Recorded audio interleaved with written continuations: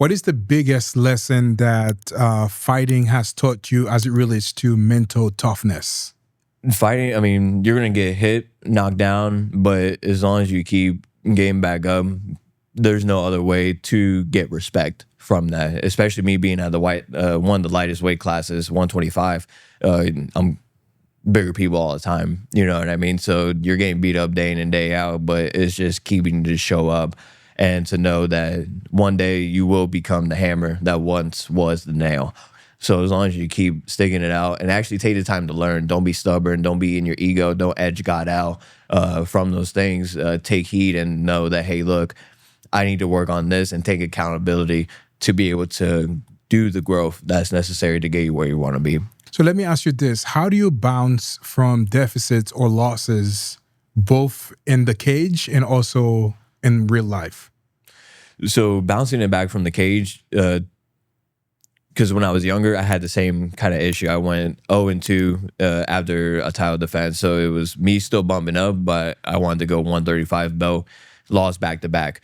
And one of the times was you get caught. The second time was more so it stung a little more because there was trash talk and things like that leading up to it. So that one stung a little bit more.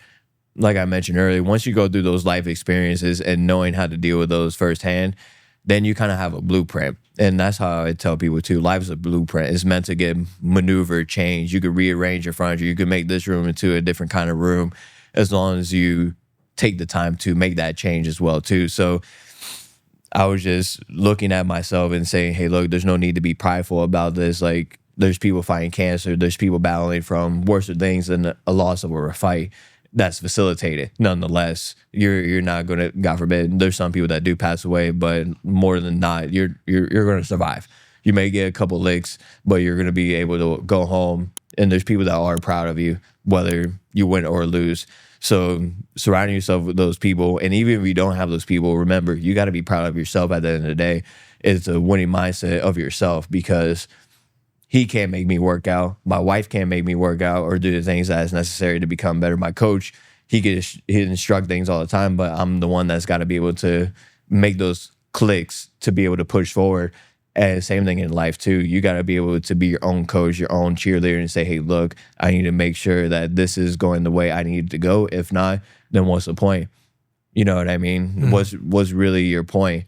And I've been asked this a good amount of times too. If you're able to say, hey, look, someone can offer you $1 million, but you have to end your assistance, or would you wake up feeling the next day like, all right, people usually turn down the money. And the reason being is because there's something in life worth fighting for. And once you tap into that and backtrack it a little bit to say, hey, look, this is worth living for. This is worth fighting for. This is what's worth the bigger picture at the end of the day. And I think once you touch on those things, those are those extra motivational pushes like, all right, I can get through this. I can bounce back. I can make something happen, because it's not just me I'm doing it for, it's for others as well too.